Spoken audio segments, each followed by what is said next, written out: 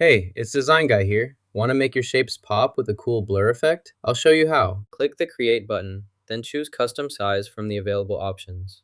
Set the canvas size to 300 by 300 pixels. Next, click on Elements, then search for Shape in the search bar. Click the Shape button here to start adding shapes to your project. Click the Shape tool, choose any shape you want, and add it to your document. To change the color of your shape, select it and choose a new color from the options.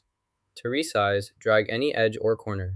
To blur your shape, select it, then adjust the blur slider or option available in the Shape Settings panel.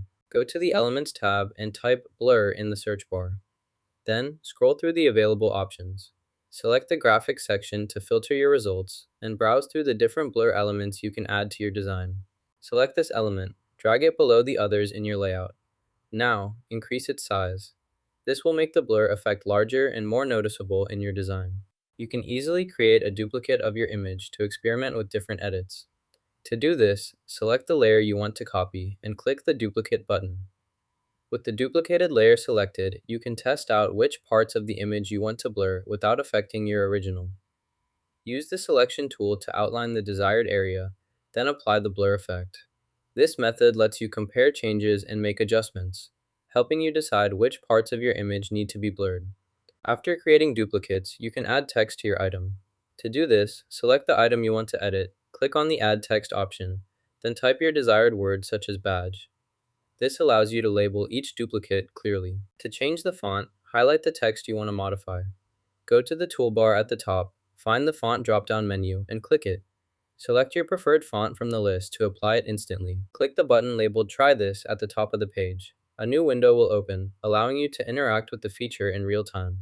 Place the item directly in the center position. You can adjust this area by selecting it and choosing a new option from the toolbar. Click and drag to reposition as needed.